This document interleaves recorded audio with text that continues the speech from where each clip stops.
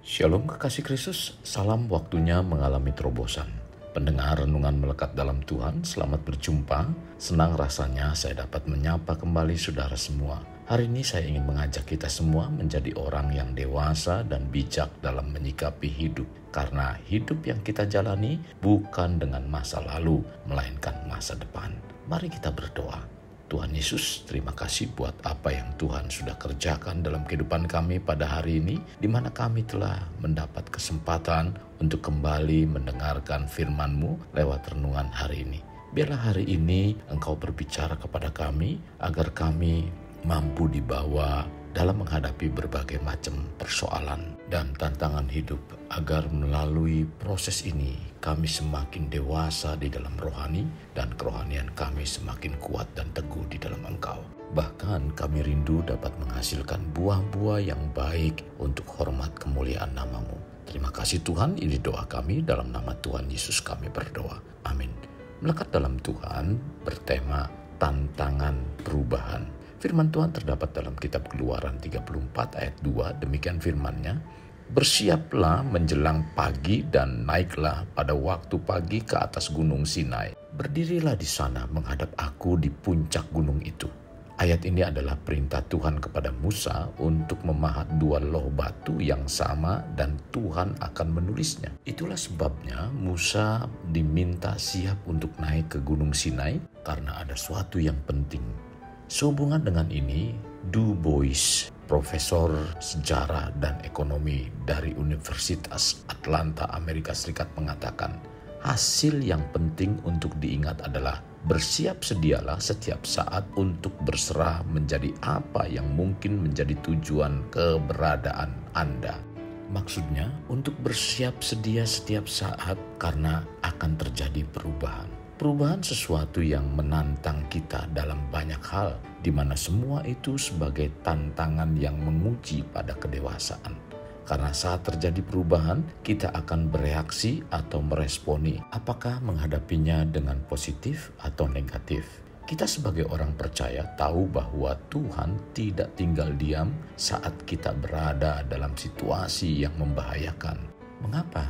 Karena kita adalah anak-Nya. Untuk hal-hal seperti ini, Rasul Paulus mengingatkan kita dalam Roma 8 ayat 28 dan 31.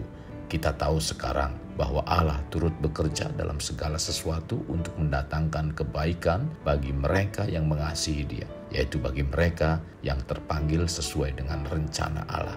Sebab itu, apakah yang akan kita katakan tentang semuanya itu? Jika Allah di pihak kita, siapakah yang akan melawan kita? Kekasih Kristus, ayat ini mengarahkan agar kita dapat menyikapi terhadap perubahan meskipun Tuhan di pihak kita bukanlah jaminan bahwa segala sesuatu di dalam hidup ini tidak berubah. Maksud dari yang disampaikan Paulus tentang kalimat jika Allah di pihak kita tentunya mempunyai hubungan dengan ayat sebelumnya, yaitu saat orang percaya menghadapi tantangan dan perubahan zaman yang membawa pada penderitaan, agar memiliki keyakinan yang teguh walau semua kesulitan dapat melanda pada kita. Namun kita akan mendapatkan pembelaan Tuhan dan Tuhanlah yang menaklukkannya. Dalam Roma 12 ayat 35 mengatakan, siapakah yang akan memisahkan kita dari kasih Kristus? Penindasan atau kesesakan, atau penganiayaan, atau kelaparan, atau ketelanjangan, atau bahaya, atau pedang. Dari hal ini, untuk selalu diingat oleh kita, sekalipun Tuhan di pihak kita, apabila tantangan perubahan datang, tentunya kita harus meresponinya dengan bijak. Karena ini sama halnya dengan perumpamaan Yesus tentang rumah yang dibangun di atas batu dan rumah yang dibangun di atas pasir.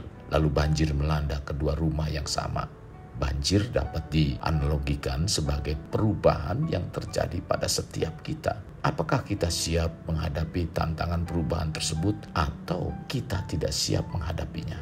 Hal ini dapat terjadi kepada mereka yang percaya kepada Tuhan dan mereka yang tidak percaya kepadanya. Mencermati ini, maka keputusan kita untuk memilih dalam membangun kehidupan, apakah di atas batu atau di atas pasir? Karena semua ini tidak menjadikan diri kita kebal terhadap banjir atau badai. Tetapi dari apa kita membangunnya akan mempengaruhi hasilnya sehingga dapat bertahan. Jadi iman kita kepada Tuhan bukan berarti menolak ketika tantangan perubahan melanda.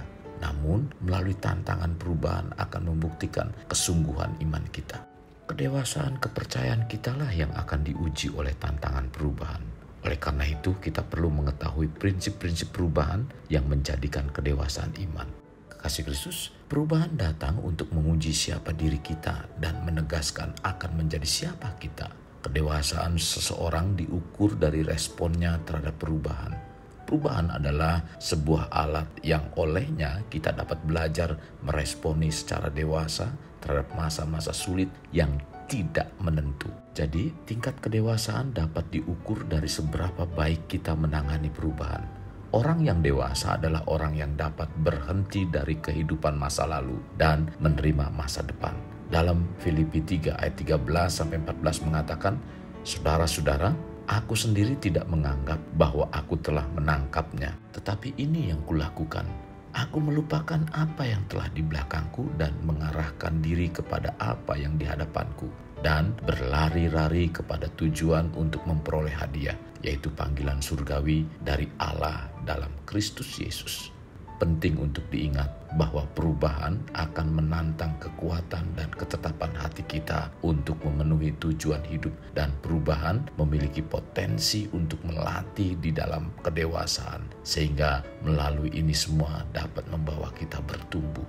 Karena hidup itu senantiasa mengalami perubahan dalam menjadikan seseorang dewasa dan bijaksana. Untuk menjadikan kita sebagai orang dewasa dan bijaksana tidak akan berhenti, bahkan selalu ada tantangan perubahan, dan ini terus terjadi tanpa berhenti sampai tercipta rencana Tuhan dalam hidup kita.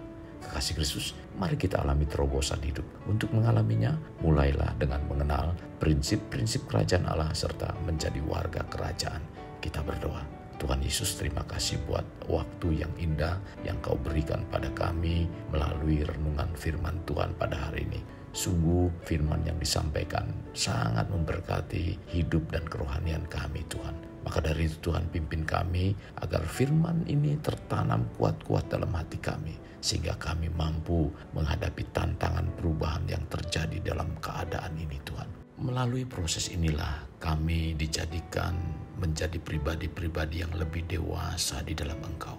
Bahkan iman kami semakin kuat, di mana kami terus berharap kepadamu dan melihat bahwa Tuhan yang kami sembah adalah Tuhan yang senantiasa memperhatikan bahkan hidup di dalam kehidupan kami, yang terus bergerak memperbarui dan memperbarui iman kami. Kami percaya lebih besar terjadi dalam kehidupan kami. Apa yang Tuhan telah rencanakan, maka itulah yang akan terjadi dalam kehidupan kami. Terima kasih Tuhan, ini doa dan permohonan kami. Dalam nama Tuhan Yesus kami berdoa. Amin. Kasih Kristus, mari kita akhiri dengan mengendahkan kedua tangan kita. Terimalah anugerah berkat dari Allah Bapa, kasih sayang daripada Yesus Kristus, dan persekutuan dengan Roh Kudus yang mencurahkan berkat secara rohani, berkat secara jasmani, dan berkat secara ekonomi, di mana berkat Abraham, berkat Ishak, berkat Yakub dicurahkan dan dilimpahkan dari saat sekarang sampai Maranatha tiba, dalam nama Tuhan Yesus. Amin. Sampai jumpa di renungan berikutnya. Tuhan Yesus memberkati. Jangan lupa like, share, dan